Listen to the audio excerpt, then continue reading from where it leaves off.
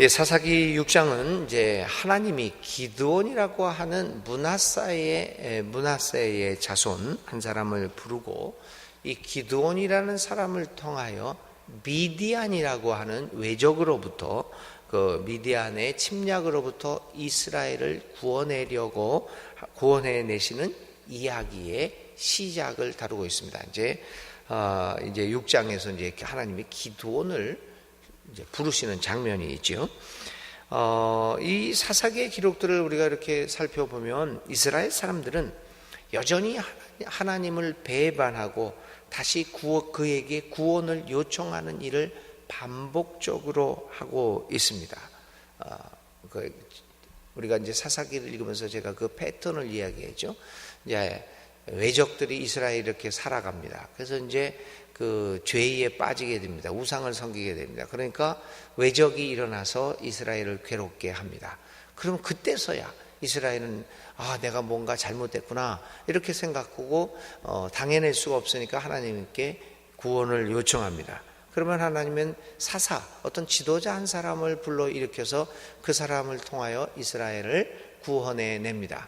그러면 외적을 물리칩니다. 그럼 평화가 옵니다. 그래서 사람들은 하나님을 잘 섬기고 살아야겠구나 라고 생각하면서 한동안 또 그렇게 지냅니다. 그런데 지도자가 죽습니다. 죽자마자 곧바로 또 이스라엘은 하나님을 저버리고 또 죄를 짓기 시작합니다. 그러면 또 이제 외적이 나타나서 괴롭게 하고 또 울부짖고 또 구원하고 이런 패턴이 계속적으로 반복되어지고 있습니다. 여러분들에게 도움을 청하는 사람이 맨날 그러고 있다면 어떻게 하겠습니까? 한두 번은 도와줄 수는 있겠죠. 아니 두세 번은 도와줄 수 있겠죠. 그 다음에는 우리는 포기하고 맙니다. 그걸 한 인간에게 하나님처럼 영원히 그렇게 배반하는 사람들을 돌보라. 그 참 무리가 아니겠습니까? 어느 누가 그렇게 할 수가 있겠습니까? 그런데 하나님은 그럴 때마다 이스라엘의 구원의 요청을 거절하지 아니하시고 사사를 보내서 구원의 역사를 이루고 계십니다. 우리는 바로 이러한 사사기를 통하여 여러 가지를 배울 수 있는데 무엇보다도 하나님의 사랑은 끝이 없음을 우리가 배울 수 있게 되고, 두 번째는 하나님이 매우 독특한 방법으로 이스라엘을 구원하고 우리를 구원하고 있다라고 하는 그 하나님의 독특하고 다양한 방법들을 목격하게 됩니다. 물론 이제 이 사사기에 나타난 여러 영웅들, 그러니까 이스라엘의 지도자들이 매우 다양한 사람들입니다. 그럼에도 불구하고 몇 가지 공통적인 특징을 갖고 있음을 우리는 보게 됩니다. 하나님의 구원의 역사의 방법이 이 사사기를 통하여 우리는 어떻게 다양하게 전개되고 있는가라고 하는 것을 보게 됩니다. 하나님의 구원의 방법은 틀에 박힌 어떤 공식이 아닙니다. 그것은 마술적인 주문을 외우는 등 외부적인 조건만을 갖추면 이루어지는 그러한 정해진 것이 아닙니다. 그걸 우리는 우리의 말의 표현으로 역동적이다라는 말로 표현해요. 다이나믹하다. 그게 어떻게 금방 어떤 틀에 잡혀 볼 수가 없고 그때 상황에 따라서 변화무쌍하게 역동적으로 구원의 역사를 이루어 나가십니다. 그러기에 하나님의 구원의 역사는 전혀 지루하지 않고 날마다 새로운 것으로 우리에게 다가오고 있습니다. 이렇게 해서 우리는 사사기의 기록을 통하여 하나님은 살아계신 분, 역동적으로 활동하시는 살아계신 분임을 우리는 깨닫게 됩니다. 자, 이제 사사기 6장의 내용을 한번 봅니다. 이스라엘은 또다시 주변 민족에 의해서 괴로움이 억압을 당하고 침략을 당합니다. 이번에는 그 미디안 족속입니다. 사실 본래 이 미디안이라고 하는 것은 사람의 이름이었습니다. 그 후에는 이 사람의 이름이 지역 이름이 되고 나중에는 한 민족을 일컫는 그 호칭으로 사용하게 되었죠. 미디안은 성서 기록에 의하면 아브라함의 두 번째 부인이 크트라라고 하는 사람이 있었어요. 그 사이에 난 아들의 이름이었습니다. 이 아브라함은 이 미디안이라고 이 자식하고 그의 형제들을 자신의 상속자인 이삭과 구별하기 위하여 일찌감치, 그러니까 우리는 이제 이스마엘만 알고 있는데요. 이제 우리가 그 아브라함의 기록을 보면 이 미디안도 나오게 되죠. 그래서 일찌감치 이 미디안은 이제 요단강 동쪽으로 멀리 보내게 됩니다. 이제 별거를 이제 분갈시키지요. 그때 그렇게 해서 요단강 동쪽으로 갔던 미디안이 그 당시 그 지역의 민족들과 섞이게 되면서 이제 나중에는 미디안이라고 하는 이름을 가진 그 민족으로 발전하게 되었죠. 이제 이 미디안입니다. 이게 이제 미디안인데, 이 미디안은 이스라엘과의 역사적 관점에서 늘 적대적인 관계 속에서 있었던 것으로 보입니다. 근데 이 사사 시대에 이스라엘을 괴롭혔던 미디안 족속은 상당히 실력이 있는 강력한 민족으로 부상하게 됩니다. 이들은 아주 전형적인 유목민이었습니다. 그리고 낙타를 타고 다니면서, 낙타를 운송수단으로 타고 다니면서 매우 재빠른 기동력이 있는, 기동력을 발휘하고 천막을 가지고 대규모로 떼를 지어서 이동하는 유목민 출신들이었습니다. 이 기마 부대와 같이 강력한 힘을 가졌던 미디안 사람들은 역사적으로 늘 이스라엘 민족을 위협하며 하던 사람들이었기 때문에 미디안이 휩쓸고 간 지역에서는 이스라엘 사람들이 불안에 떠는 삶을 살 수밖에 없었습니다. 그래서 이제 미디안 사람들은 보통 이제 주로 요단 동쪽에 살고 있었다고 그랬잖아요. 그 요단 동쪽으로부터 들어와서 지금도 얘기한 이스라엘 골짜기라고 하는 곳을 지나서 이제 이스라엘 사람들이 정착하고 있는 곳으로 옵니다. 대부분 추수철에 왔습니다. 그래서 이 아주 기동력을 사용해서 추수한 곡식들을 다 약탈하고 나서 낙타를 타고 아주 재빨리 빠져나가는, 치고 빠지는 전략을 구사하는 것으로 유명한 민족이었습니다. 미디안 사람들은 기동력이 워낙 뛰어났기 때문에 이스라엘 사람들이 어떻게 할 수가 없이 고스란히 그들의 수확을 탈취당하곤 하였습니다. 특히 기드온이 속해 있던 이 므낫세 지파가, 왜냐면 므낫세 지파가 요단강 동쪽과 가깝죠. 이 사람들이 차지하고 있던 지역이, 그래서 이 므낫세 지파가 가장 많은 피해를 보고 있었죠. 자, 이런 배경 속에서 오늘 이 므낫세 사람인 기드온이 사사로 임명을 받게 되는 겁니다. 자, 이러한 그 어려움 속에, 이러한 배경 속에서 오늘의 말씀을 읽어 나가야 합니다. 이스라엘 사람들은 이래서 이제 주로 이제 므낫세 사람들이죠. 고난 속에서 하나님께 부르짖습니다. 어김없이 하나님은 그 부르짖음의 소리를 들으시고 구원하시기로 합니다. 그래서 사사를 부르시는데 기드온을 부릅니다. 이제 기드온을 통하여 이 므낫세 지파를 통한 여러 민족들을, 이스라엘 민족들을 구원하시기로 작정하십니다. 그런데 여러분, 기드온은, 오늘 지도자로 부름을 받는 기드온은 어떤 사람이었습니까? 그는 굉장히 소심한 사람이었습니다. 그리고 아주 소극적이고 조심스러운 사람이었습니다. 어떻게 보면 지도자의 이미지하고는 전혀 어울리지 않는 사람입니다. 그럼 오늘 우리가 읽지는 않았지만요, 밀 타작을 할 때도 들키지 않으려고 몰래 타작을 하는 소극적이고 나약한 사람이었습니다. 그는 하나님이 부르셨을 때도 선뜻 응하지 않고 정말 나에게 나타나는 게 하나님이냐라는 것을 알기 위해서 여러 가지 증거를 요구하면서 좀처럼 응답하지 않는 소심한 사람이었습니다. 그는 하나님에게 이스라엘 사람들이 당하는 고통의 원인을 질문하기도 하는 통찰력이 없는 사람이기도 했습니다. 고통의 원인이 지도자가 되겠다고 하는 사람은 자신의 민족이 당하고 있는 어려움의 원인 정도를 깨닫고 있어야 되는데 기드온은 그 엄연한 사실조차도 깨닫지 못하고 왜 우리가 이런 고통을 당해야 됩니까? 하나님께 질문하는 그러한 모습을 보이기도 합니다. 이런 기드온의 조심성과 소심함은 그로 하여금 행동하는 데 있어서 더디도록 하는, 민첩함이 없게 하는 단점도 갖게 만들었습니다. 그럼에도 불구하고 결국 그는 하나님의 부르심에 응답하여 전쟁에 나서기로 합니다. 하나님은 이렇게 조심스럽고 소심한, 어떻게 보면 지도자로서의 대범함도 없는 이 기드온을 부르시고 그를 통하여 구원의 역사를 이루어 가십니다. 기드온의 이러한 조심스러운 특징들은 사사기 7장, 이제 6장을 지나서 7장을 보면 이제 내일 읽을 말씀인데요. 기드온이 어떻게 전투를 하느냐, 이 전투를 할 때도 얼마나 그 소심한 성격이 그대로 드러나는지요.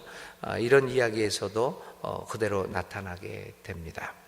우리는 오늘 기드온의 부름의 기록을 통하여 다시 한번 온니엘, 에훗, 삼갈, 드보라, 그리고 기드온으로 이어지는 사사들의 기록을 보면서 이들이 다양한 사람이지만 그들 가운데 한 가지 공통점을 하나 발견하게 됩니다. 그것은 하나님은 약한 자를 들어 강한 자를 부끄럽게 하신다는 놀라운 역사의 섭리입니다. 그런데 기드온, 약한 자를 들어 강한 자를 부끄럽게 하신다는 말을 우리가 오해하지 말아야 합니다. 하나님께서 약한 자를 들어 쓰신다고 해서 내가 강한 자가 되는 것 아닙니다. 우리들이 하나님과의 관계에서 오해하는 것, 하나님이 나를 들어 쓰셨다, 나는 약한 자, 그러니 이제는 나는 강한 자가 되었다라고 우리는 착각을 하기 쉽습니다. 여러분, 약한 자가 강한 자가 되는 것이 아닙니다. 하나님이 약한 자를 강한 자로 만들어서 지금은 내가 힘이 없지만 하나님이 나에게 힘을 줘서 이제는 내가 강한 자가 돼서 모든 사람을 다스리게 만드는 분이다. 그건 오해입니다. 약한 자는 영원히 약한 자로 있을 수도 있습니다. 여기서 강조되는 것은 그게 아닙니다. 하나님이 약한 자를 강한 자로 만들고 가난한 자를 부자로 만든다는 그 얘기가 아닙니다. 약한 자가 강한 자가 될 수도 있겠죠. 그러나 반드시 약한 자가, 오늘은 내가 밑바닥에 있지만 내일은 저 위에 서서 세상을 호령하는 자가 된다, 반드시 그런 거는 아닙니다. 오늘은 내가 가난하게 살지만 하나님이 도와줘서 내가, 하나님이 나를 해서 내가 내일은 큰 부자가 되어서 돈을 펑펑 쓰고 살겠다, 그럴 수도 있겠지만 반드시 그런 것은 아닙니다. 거기에 강조점이 있는 것이 아닙니다. 여기서 강조되는 것은 세상이 부러워하는 강한 자가 아니라 세상이 하찮게 여기는 약한 자들이 하나님의 역사와 섭리의 도구로 쓰임을 받는다는 그 사실입니다. 그런데 우리는 그 사실을 거기에 강조점을 안 두고 내가 결국은 성공한다, 이런 것에 강조를 두는 것이죠. 그러나 그것이 아니라 하나님의 일하는 방법은 약한 자, 세상이 아무렇지도 않게 생각하는 그 사람을 통하여 하나님의 역사를 이루어 나갑니다. 예수님이 이 땅에서 사셨을 때 어느 누구도 주목하지 않았습니다. 그는 갈릴리 촌구석에서 가난한 목수의 아들로 태어나서 자신의 아버지는 또 일찍 돌아가시고 자기가 장남이어서 가장이 되어서 그 가정을 이끌면서 그 가족의 입에 풀칠하기 위해서 갖은 일들을 다 하셨던 보잘것없는 사람이었습니다. 그는 바리새파에 속해 있지도 않았습니다. 그는 뛰어난 학식을 자랑하는 학자도 아니었습니다. 부자도 아니었습니다. 그는 세상 사람들이 버린 돌이었습니다. 그런데 하나님은 세상이 버린 그 돌을 가지고 이 세상을 구원하는 기초석으로 만드셨던 것입니다. 바로 그러한 것들을 이 사사기의 기록을 통하여 하나님은 우리에게 보여주시는 것입니다. 누가 하나님의 역사를 이루어 나갈 수 있습니까? 용기 있고 물불을 가리지 않고 명령이라면 뛰쳐나갈 수 있는 그런 사람, 힘이 있는 사람, 강력한 사람, 능력이 있는 사람만이 하나님의 부르심에 응답할 수 있고 또 하나님의 역사의 도구로 사용되어질 수 있습니까? 반드시 그렇지만은 않습니다. 오히려 하나님 앞에 또 사람들 앞에 약하게 보이고 소심하게 보이고 겸손하게 보이는 그 사람들을 통하여 하나님이 사용하신다는 것을 우리는 보게 됩니다. 그런데 약한 것만으로는 끝나지 않습니다. 무엇보다도 오늘 기도는 하나님의 부르심에 응답하였을 때 하나님의 영이 기드온을 사로잡았다라고 이야기하고 있습니다. 하나님의 사람으로 일한다는 것은 무엇보다도 하나님의 영이 그를 사로잡았을 때 가능한 것입니다. 하나님의 영에 사로잡혀 하나님의 마음으로 일하고 살아가는 사람이 하나님의 사람입니다. 그래서 바울은 그리스도의 영이 아니면 어느 누구도 그리스도를 주님이라고 고백하지 못한다라고 이야기를 했습니다. 그리스도의 영이 아니면, 하나님의 영이 아니면, 하나님의 기운이 아니면 우리는 하나님의 사람이라고 말할 수 없을 것입니다. 오늘 여러분, 우리는 어떤 기운으로 살아가고 있습니까? 오늘 우리를 사로잡고 있는 영은 무엇입니까? 오늘의 세계를 지배하고 있는 기운은 무엇입니까? 오늘 우리의 삶의 행동을 결정적으로 움직이게 만드는 것은 어떤 기운이십니까? 도대체 나는 어떤 기운에 의해서 나의 행동의 기준을 삼고 가치 판단의 기준을 삼고 있는 것입니까? 기드온은 약하디 약한 사람이었습니다. 그런데 그에게 하나님의 영이 임하자 그는 하나님의 구원의 도구로 사용되어질 수 있었습니다. 오늘 우리들도 세상의 기운이 아닌 하나님의 기운으로 살아가게 될 때 우리는 하나님의 역사에, 구원의 역사에 도구로 살아갈 수 있을 것입니다. 오늘 순천중앙교회에 속한 모든 교우들이 다른 어떤 정신이 아니라 그리스도의 영에 사로잡힌 바 되는 삶을 살아갈 수 있기를 간절히 기도드립니다. 오늘 우리가 하고자 하는 말씀은 하나님의 영입니다. 오늘 하루를 생각하면서 나를 오늘 휘어잡고 있는 힘은 어떤 힘인가? 어떤 기운이? 도대체 나는 우리나라 말에 누가 홀려 있다 그러죠. 귀신에 홀렸다 이런 이야기도 하지 않아요? 우리는 어떤 정신에 홀려 있는 것일까요?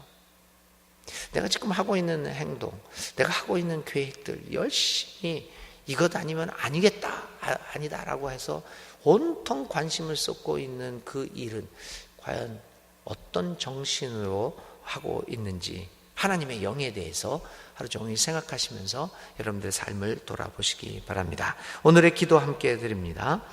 하나님의 부르심에 머뭇거리는 기드온의 모습을 보면서 나의 삶을 봅니다.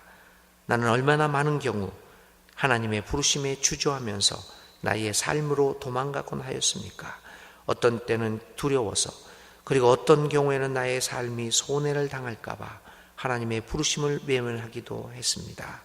그런데도 하나님은 저희들을 버리지 아니하시고 계속해서 부르셔서 오늘 우리들로 하여금 하나님의 사람으로 살아가도록 결단하도록 인도하여 주시니 감사합니다. 주님의 부르심을 늘 깨닫고 살아가는, 응답하는 우리들이 되게 하여 주시옵소서. 무엇보다도 하나님의 일은 나의 능력이 아니라 하나님의 영으로 하는 것임을 깊이 깨닫게 하시고 겸손하게 하나님의 영의 임재를 기다리는 우리들이 되게 하여 주시옵소서. 주님의 영의 인도에 따라 우리의 삶을 맡기는 저희들이 되게 하여 주시옵소서. 예수님의 이름으로 기도를 드립니다. 아멘. 오늘의 실천입니다. 하나님의 부르심에 민감하게 그리고 용감하게 응답할 수 있도록 주의 성령의 임재와 충만을 위하여 여러분 기도문을 한번 작성해 보시기 바랍니다. 민감하고 용감하게 응답할 수 있도록 말입니다. 이런 실천을 해보시기 바랍니다. 주님 가르쳐 주신 기도 드리겠습니다. 하늘에 계신 우리 아버지, 아버지의 이름을 거룩하게 하시며 아버지의 나라가 오게 하시며 아버지의 뜻이 하늘에서와 같이 땅에서도 이루어지게 하소서. 오늘 우리에게 일용할 양식을 주시고 우리가 우리에게 잘못한 사람을 용서하여 준 것 같이 우리의 죄를 용서하여 주시고 우리를 시험에 빠지지 않게 하시고 악에서 구하소서. 나라와 권능과 영광이 영원히 아버지의 것입니다. 아멘.